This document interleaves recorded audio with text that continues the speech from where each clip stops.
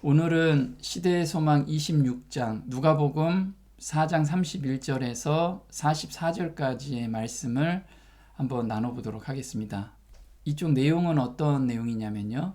예수님께서 가버나움에서 기적을 보여주신 그런 내용입니다. 그래서 회당에서 광인을 치유해 주시고 또 베드로의 장모의 열병을 치료해 준 그 사건입니다. 그래서 오늘은 예수님께서 어떻게 치료를 하셨는지, 그리고 어떤 말씀을 회당에서 나누셨는지 그거에 대해서 좀 우리가 알아보는 시간을 가졌으면 좋겠습니다. 가버나움에서 이적과 복음을 전도하셨는데요. 이거는 누가복음 4장 31절에 갈릴리 가버나움 동네에 내려오사 안식일에 가르치심에, 그래서 여기서 보면 가버나움이라는 동네, 지금 보시면 가버나움이 동네가 있고요. 예수님께서 어디서 내려오셨냐면 바로 나사렛에서 자기 고향에서 복음을 전하다가 거기에서 배척을 당해서 그 다음에 오신 곳이 가버나움이었습니다. 근데 가버나움은 이게 갈릴리 호수에 위치해 있는 곳인데 이게 지대가 굉장히 낮습니다. 그래서 내려오셨다라고 그렇게 이야기를 하고 있습니다. 보겠습니다. 가버나움 자체는 구주의 사업의 중심이 되기에 매우 합당한 곳이었다. 그 도시는 다메섹에서 예루살렘과 이집트 및 지중해에 이르는 대로상에 있었으므로 여행의 왕래가 심한 곳이었다. 여기에서 예수께서는 모든 민족들과 모든 계층의 부자와 위인과 가난한 자와 미천한 자를 함께 만날 수가 있었으며 그의 교훈은 다른 나라들과 많은 가정에 전하여질 것이었다. 네, 예수님께서 가버나움을 복음 전도지로 선택하신 이유는 뭐냐면 교통의 중심지였기 때문에 그렇습니다. 그래서 많은 사람들이 이 가버나움에 오고 가고, 우리나라로 치면은 만약에 부산과 같은 곳 또는 인천과 같은 곳, 이렇게 많은 곳에서 많은 지역에서 사람들이 오고 가는 그런 지역이었기 때문에 예수님께서 주로 가버나움에서 복음 전도 활동을 하시게 된 겁니다.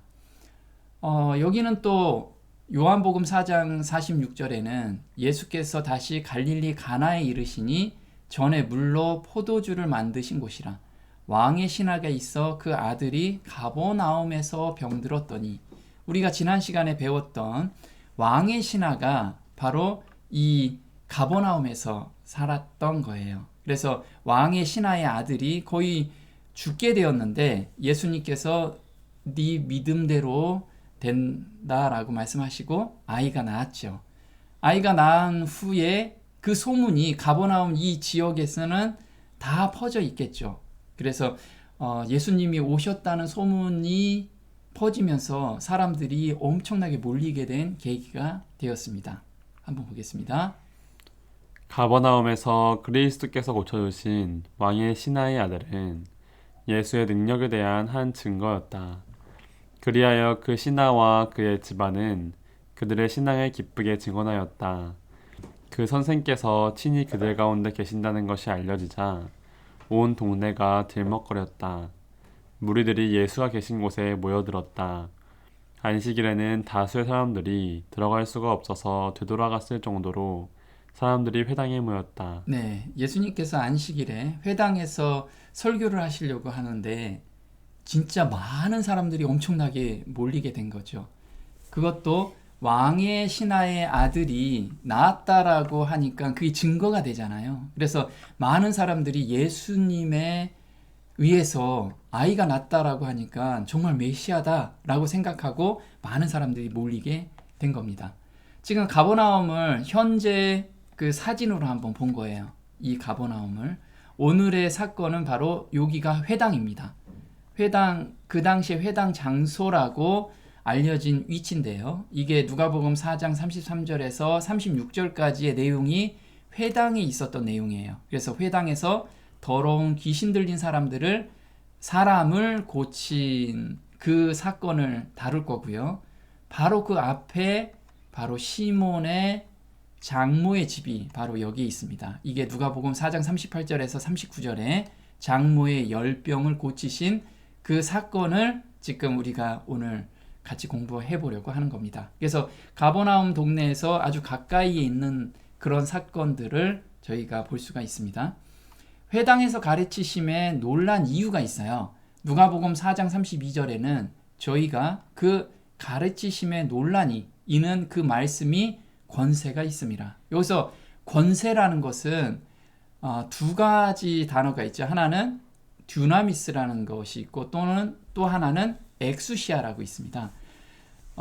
엑수시아는 왕의 권세라고 이야기해요. 왕의 권세는 어떤 권세가 있냐면 왕은 말하면 바로 이루어지는 게 있죠. 그래서 예수님께서 가르침을 하실 때 얼버무리는 아주 애매한 그런 가르침은 전혀 없으셨어요. 이게 바로 이것이다. 이렇게 명확하게 사람들한테 알려주셨기 때문에 사람들은 그 하나님의 복음을 받고 명확하게 깨달을 수가 있었다라는 거예요. 그래서 왕은 얼버무리지 않고 정확하게 깨닫고 말씀을 전했다라는 뜻을 가지고 있습니다. 마태복음 7장 29절에는 이는 그 가르치시는 것이 권세 있는 자와 같고 저희 서기관들과 같지 아니함이라라. 그래서 서기관들은 우리가 깨닫지 못하고 논리적으로만 이해하면 어떤 것은 확신 없이 논리가 꼬이는 경우가 되게 많지요. 그런데 예수님께서는 정말 그런 것이 하나도 없이 너무 쉽게 복음을 전하기 시작했던 거예요. 그래서 사람들은 권세 있는 자가 이야기하면 다 따르잖아요. 감동도 받고. 그래서 앉아있던 많은 사람들이 정말 감동받고 그 다음에 그 말씀에 순종하고 싶은 그런 마음들이 막 생기게 된 거예요. 한번 보겠습니다.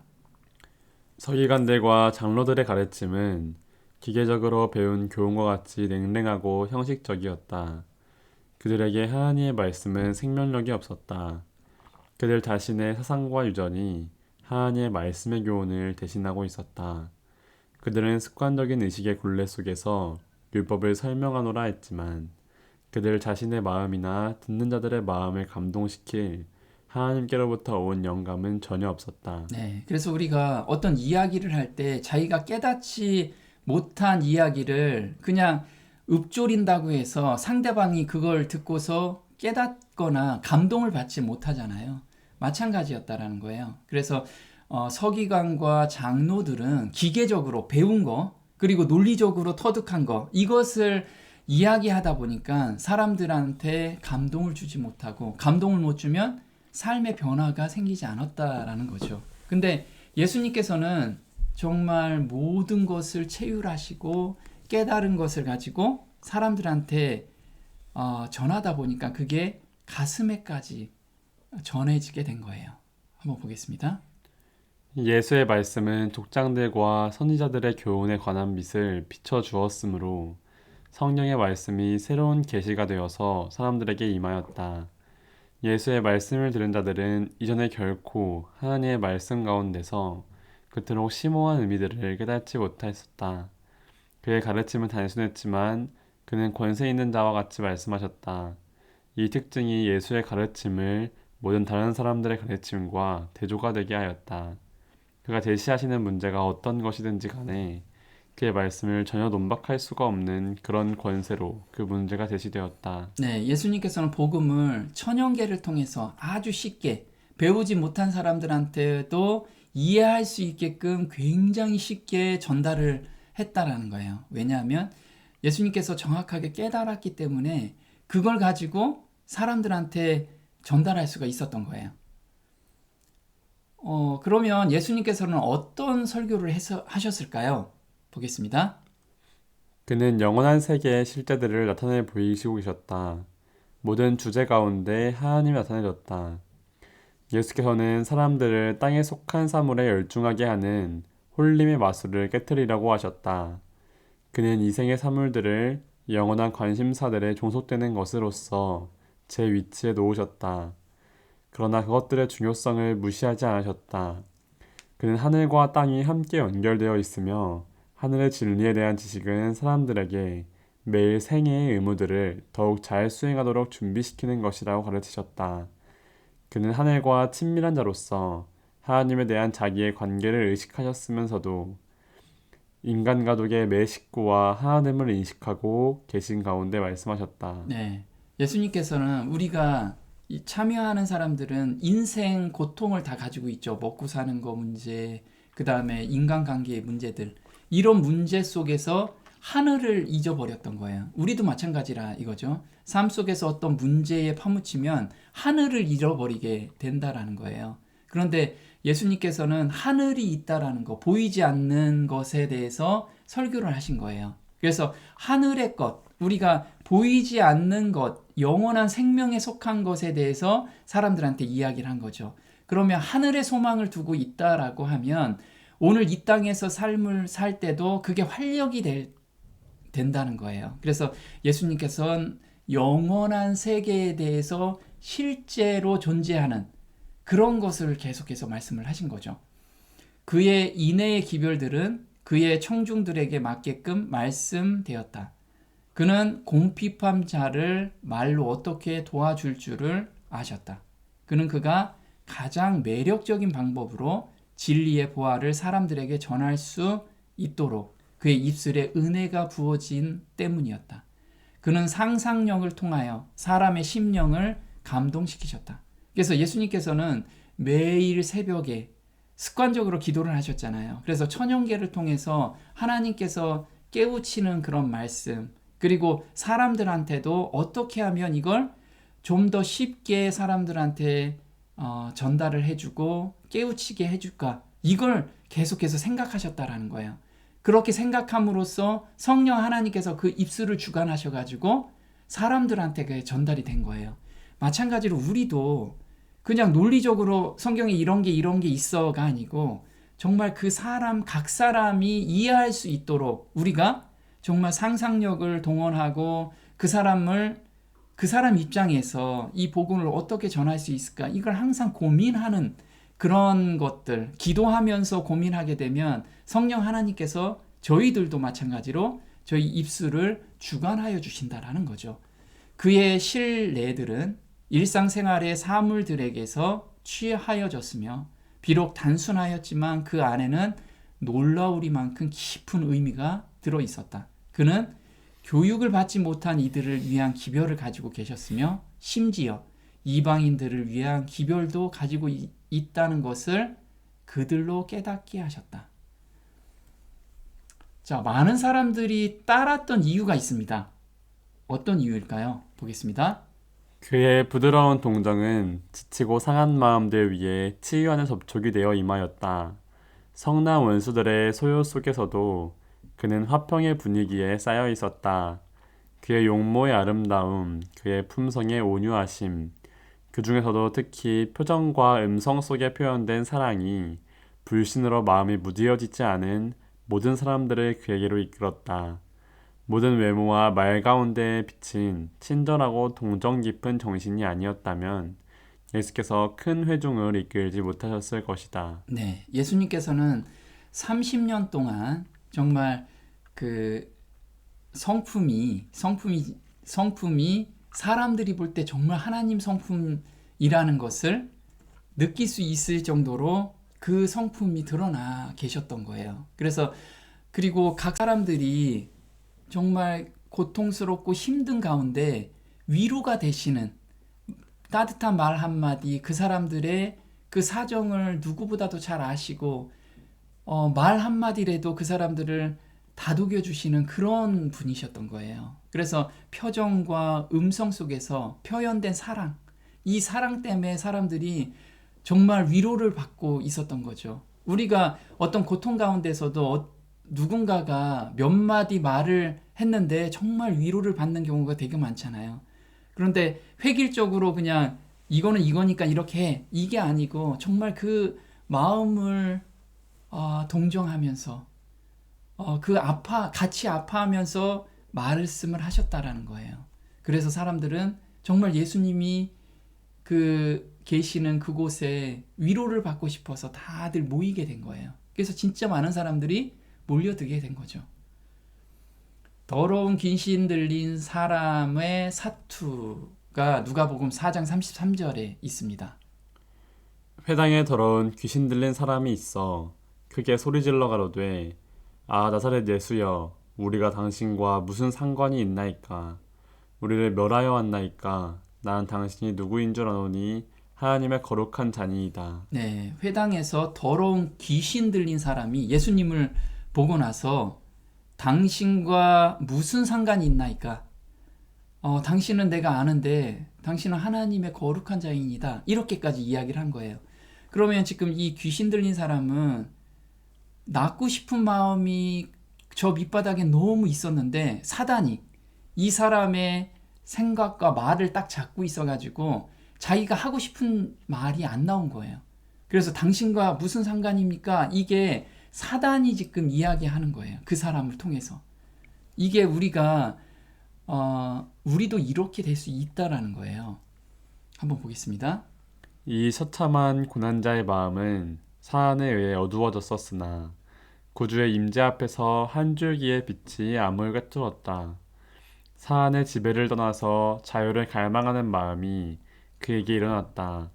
그러나 귀신이 그리스도의 능력에 저항하였다. 그 사람이 예수에게 도움을 호소하려고 할 때 악한 영이 그의 입에 말을 넣어주었다. 그는 공포의 괴로운 가운데서 소리를 질렀다. 네, 지금 보면 이 사람은 자기가 생각한 말이 안 나오고 엉뚱한 말이 나온 거예요. 그럼 우리도 만약에 정말 그렇게 될 수 있다라는 거예요. 귀신 들린 사람은 자기를 자유케 하실 수 있는 분 앞에 자기가 나와 있다는 것을 얼마간 알고 있었다. 그러나 그가 그 위대하신 손을 붙잡을 수 있는 범위 내에 들어가고자 힘쓸 때 또 하나의 다른 의지가 그를 붙들어서 다른 말이 입 밖으로 튀어나왔다. 사단의 능력과 자유를 구하는 그의 욕망 사이에 투쟁은 처절했다. 근데 우리는 간단하게 생각해도 우리한테도 그런 게 있어요. 뭐냐면 내 마음은 그렇지 않은데 어떤 상황이 왔을 때 갑자기 욱하는 성질이 나와서 막 쏘아붙이는 경우 있잖아요. 아주 간단한 예는 이런 예라는 거예요. 그러니까 우리가 정말 평상시에 예수님을 계속 찾으면서 나의 그 죄된 마음을 계속 들이지 않으면 우리는 언제든지 나의 죄로 기울어지는 품성에서 내가 생각하지 않은 말이 막 나온다라는 거예요. 우리는 평상시에 그렇게 안 해야지 하다가도 갑자기 그거 나오고 나서 후회하잖아요. 이게 우리가 정말 이 품성까지 예수님께 온전히 변화시켜달라고 우리가 매달려야 된다는 거죠. 자, 광인이 된 것은 자신의 절제 못한 생활이 원인이었다라는 거예요. 우리도 마찬가지로 지금 성령의 음성에 온전히 순종하지 못하면 이 광인과 똑같다라는 거예요. 그 예를 보여주기 위해서 지금 이 장이 저희한테 교훈이 되는 겁니다. 한번 보겠습니다. 그는 죄의 향락에 빠져서 인생을 대환락으로 삼으려고 생각하였다. 그는 세상에게는 공포의 대상이 되고 그의 가족에게 치욕을 안겨주게 되리라고는 꿈에도 생각지 않았다. 그는 자기의 시간을 천진한 젊은 시절에 어리석은 행위로 보낼 수 있다고 생각하였다.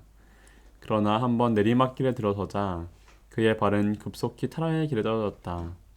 부절제와 천박한 행동이 그의 성품의 고상한 속상들을 왜곡시키고 사단이 그를 완전히 지배했다. 네, 지금 보면 우리가 어떤 죄된 습관에 지금 매여 있어요. 근데 하루 이틀 3일 이 죄된 습관에서 온전히 내가 예수님과 씨름하면서 정말 야곱의 씨름처럼 하나님 제가 여기에서 새 마음을 받지 못하면 전 정말 놓지 못하겠습니다. 이렇게 간절히 매달림 없이 언젠가는 해주시겠지. 이렇게 안일하게 대하면서 그 죄된 습성에서 계속 빠져 있다라고 하면 언젠가는 돌이킬 수 없을 정도로 사단이 그를 완전히 지배할 수 있다는 거예요. 우리 생각을 완전히 지배할 수 있다는 거예요. 그때는 내가 돌아가고 싶어도 나의 그 죄된 습성 때문에 그게 안 고쳐지는 거예요. 이 예로 우리가 마약 중독한 사람은 죽을 때까지 끊지 못하는 거. 또는 도박하는 사람은 손을 부러뜨려도 다른 발로 도박을 한다고 하잖아요. 이렇게 우리 주변에서 볼 수 있는 것이 바로 사단이 완전히 그 생각을 지배하는 그런 일들이 많다라는 거예요. 그리고 또 담배 같은 거 못 끊잖아요.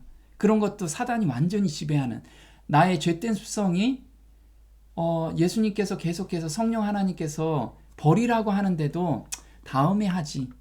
그 다음에 하지라는 생각 때문에 사단이 완전히 나를 지배하게 만드는 통로를 열어놓고 있다라는 거예요. 지금 이 광인도 처음에는 그거 담배 한번 피는 거 뭐 괜찮지 뭐, 그러다가 영원히 못 끊게 이렇게 바뀌어버린 거예요. 보겠습니다. 후회는 너무나 늦게 찾아왔다. 그가 자기의 상실한 인격을 되찾기 위하여 재물과 향락을 시상시키려고 하였을 때에 그는 이미 악한 자의 손아귀에서 무력하게 되어 있었다. 그는 자신을 원수의 땅에 두었으므로 사단이 모든 그의 능력들을 점령하여 버린 것이다. 악에 굴복하는 자는 모두 이와 같이 될 것이다. 그들의 초기의 생애에 맛본 매혹적인 향락은 절망적인 흑암이나 영혼을 망치는 광증으로 끝을 맺게 된다. 네. 그래서 초기에는 정말 달콤한 것 같지만 결국은 자기의 생명을 파멸로 가게 하는, 더 이상 돌이킬 수 없는 데까지 사단은 끌고 가서 옥조여 놓는다라는 거예요. 근데 모든 사람들이 이렇게 가고 있다라는 거예요.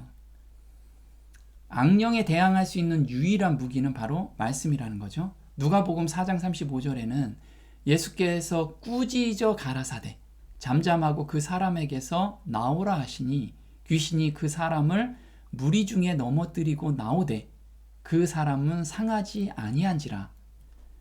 보겠습니다. 그들이 악령에 대항할 수 있는 유일의 수단을 등한히 하고 있었다.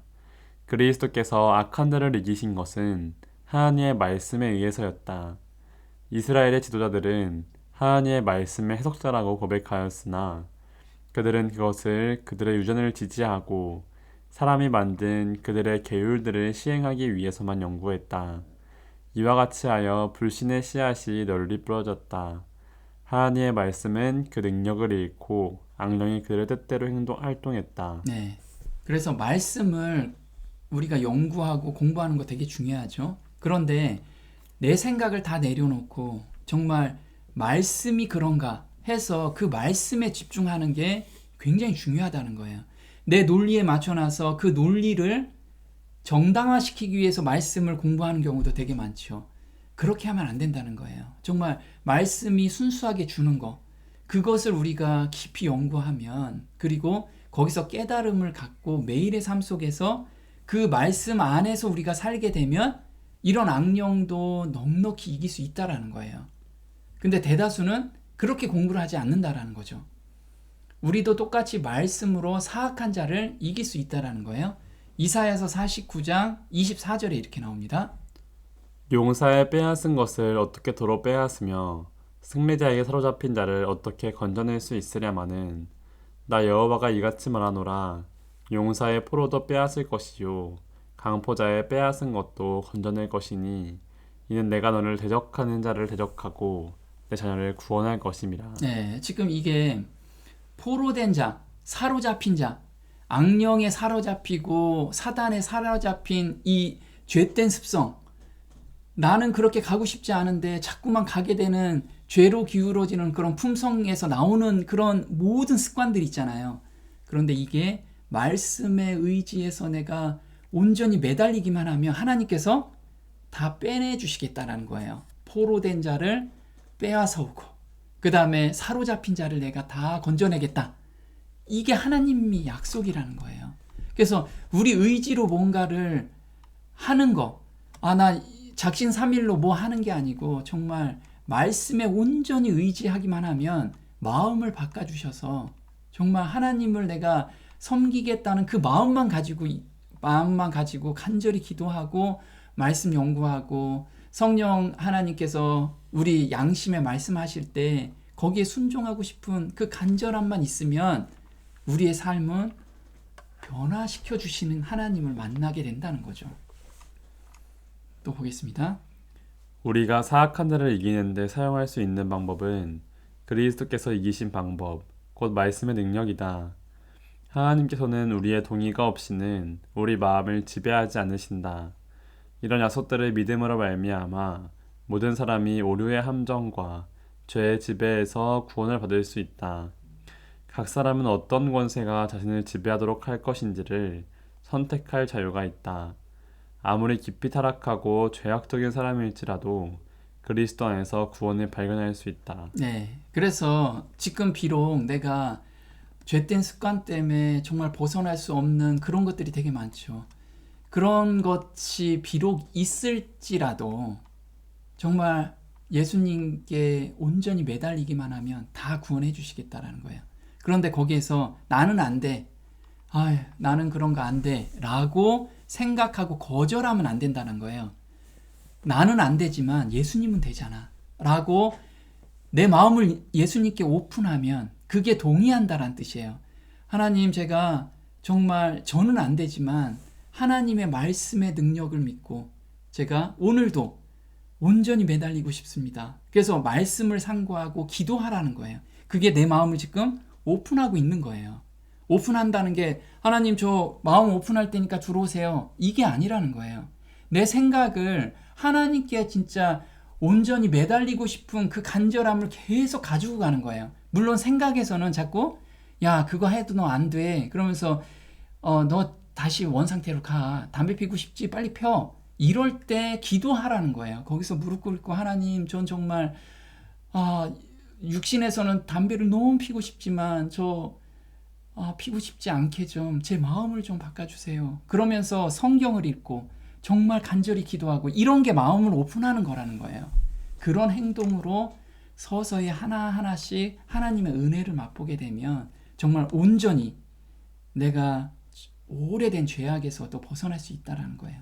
이건 하나님의 약속이기 때문에 그 약속을 믿고 우리가 오늘을 살아야 되는 거예요. 그게 그리스도인이라는 거죠. 베드로의 장모 열병을 고치셨어요. 이게 누가복음 4장 38절입니다. 예수께서 일어나 회당에서 나가사 시몬의 집에 들어가시니 시몬의 장모가 중한 열병에 붙들린지라. 사람이 저를 위하여 예수께 구하니 예수께서 가까이 서서 열병을 꾸짖으신데 병이 떠나고 여자가 곧 일어나 저에게 수종되니라. 네, 지금 보면 시몬은 배를 다 버리고 예수님의 제자가 됐습니다. 예수님의 제자가 되고 나서 그럼 와이프는 뭐 했냐 이거죠. 와이프는 그때 시몬이 회심했을 때 자기도 회심하면서 예수님을 쫓아갔느냐? 그거는 우리가 알 수가 없죠. 그런데 이렇게 시몬의 장모의 집에서 자기 엄마가 열병에서 난 것을 보고 아마도 시몬의 와이프는 예수님이 메시아라는 것을 굳게 더 믿게 되었을 거예요. 그리고 시몬이 어떤 전도를 하거나 말씀을 전할 때 꼭 아내와 함께 갔습니다. 고린도전서 9장 5절에 한번 보겠습니다. 다른 사도들과 주님의 형제들과 베드로처럼 우리에게도 믿는 아내를 데리고 다닐 권리가 없겠습니까? 네. 베드로는 베드로는 와이프가 정말 신앙이 좋았다라고 생각을 했어요. 그래서 뭐라고 얘기했냐면 베드로전서 3장 1절에 이렇게 나옵니다. 이와 같이 너희 아내들아 너희 남편들에게 복종하라. 이는 말씀에 순종하지 않는 자들일지라도 아내의 말없는 행실로 인하여 그들을 얻고자 함이니 이는 그들이 두려움 가운데 너희의 정숙한 행실을 봄이라. 네, 지금 와이프가 바가지 긁지 않고 정말 말없이 선한 행실을 계속 보여줬어요. 시몬한테도. 그리고 그래서 시몬이 이런 것을 쓸 수가 있었던 거죠. 너의 정숙한 행실로 말미암아 정말 남편이 변화가 된다. 이것을 쓰게 된 거예요. 어떤 전승에 보면은 시몬과 와이프는 함께 순교를 했다라고 이렇게 전승에도 나와 있다라고 하더라고요. 그래서 와이프의 신앙이 굉장히 좋았다라고 합니다.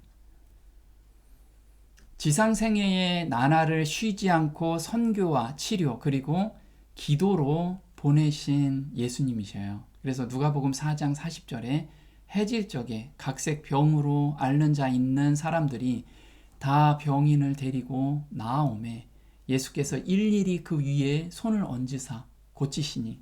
그래서 예수님께서는 육신적으로는 굉장히 피곤했지만 이 사람들이 너무 긍휼했기 때문에 잠시라도 쉬지를 못하셨어요. 보겠습니다. 예수께서는 마지막 환자를 치료하시기까지는 그의 일을 쉬지 않으셨다. 군중이 물러간 것은 밤이 꽤 깊은 때였다. 정적이 시몬의 집에 내려앉았다. 긴 행문의 날이 지나가고 예수께서는 잠자리에 드셨다. 그러나 동네가 아직도 잠들어 있을 때에 구주께서는 새벽 오히려 미명에 일어나 나가 한적한 곳으로 가사 거기서 기도하셨다.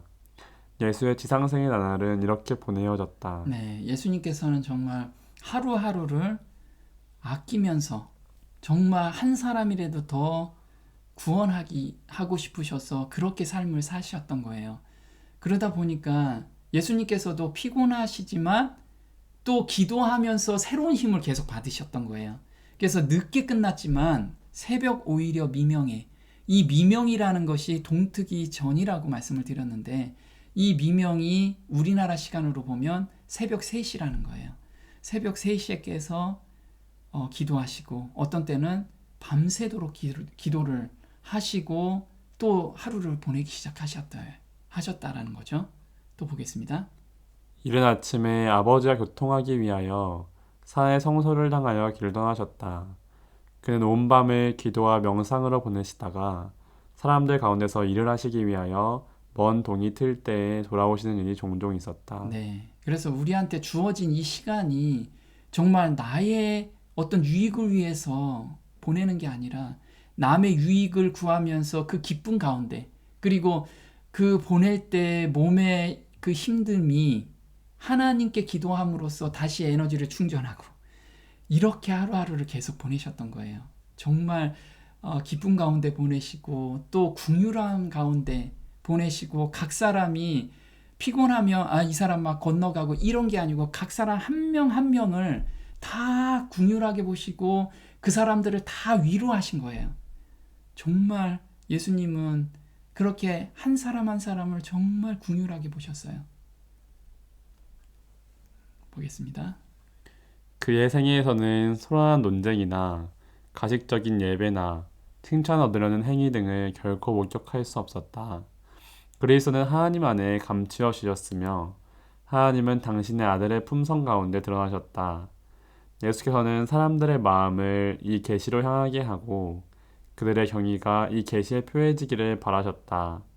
의의 태양은 찬란하게 세상에 나타나서 그의 영광으로 감각들을 현혹시키지 않으셨다. 네, 예수님께서는 하나님이 자기 생애에서 하나님의 품성이 드러나기를 원하셨어요. 그래서 하나님의 품성이 이런 거야 라고 사람들한테 보여주셨고 그동안의 사람들은 바리새인과 사두개인들은 하나님이 정말 외골수 또는 굉장히 무서운 하나님 이런 품성으로 보여줬는데 예수님께서는 정말 하나님이 따뜻하신 분 그리고 아버지 같은 부모님 같은 분 정말 끊임없이 사랑하시는 분 한 사람 한 사람을 놓치지 않으시는 분 이것을 보여주셨던 거예요. 근데 예수님께서도 마찬가지로 너희들도 이 하나님의 품성을 닮아가라.